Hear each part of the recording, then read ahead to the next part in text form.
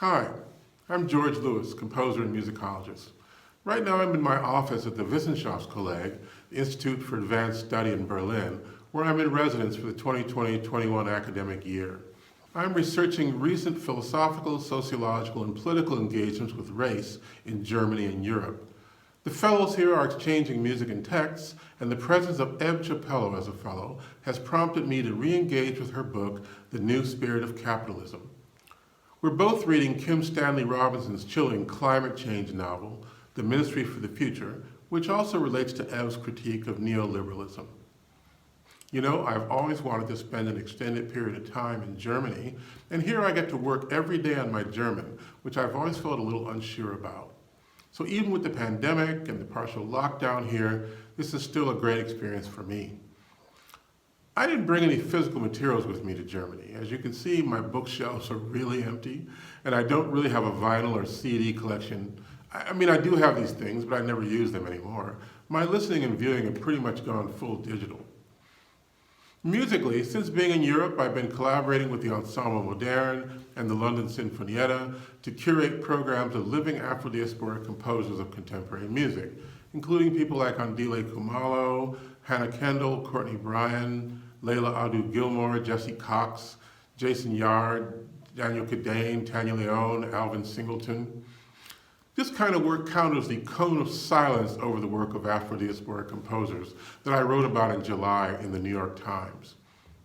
In both Europe and the US, I've been presenting lectures and symposia on curation and on the need for the new music scene to adopt a new identity, to move beyond its romance with pan-European sonic diaspora toward a creolized identity.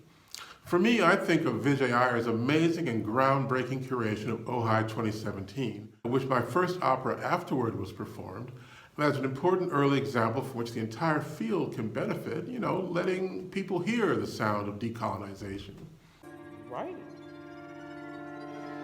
We are creative musicians, gathered here to form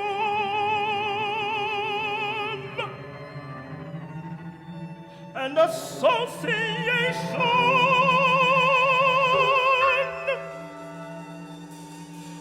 to realize our dreams.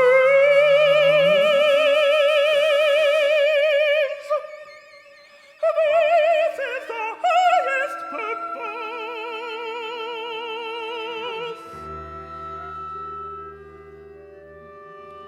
We're all denied the privilege of expressing what is in us. I'm also reading Uwe Johnson's novel, Anniversaries, but that's supposed to be one of the longest novels ever written, so sometimes I have to take a break. So I read Naomi Andre's book, Black Opera, History, Power, Engagement, which has everything to do with my work on curation. Not only how Black lives matter, but how Black liveness also matters. I'm working here on a forthcoming opera project with director Yuval Sharon that combines Monteverdi's The Coronation of Poppaea with W.E.B. Du Bois' short story, The Comet. The Comet is a science fiction dystopian allegory whose characters face the need to cleanse white supremacy from their very own bodies and minds in order to repopulate the world. For this project, I needed to come to terms with Lohengrin, one of Du Bois' favorite operas, and one that I find very different in texture and affect from my favorite, Parsifal. So that's some of what I've been doing.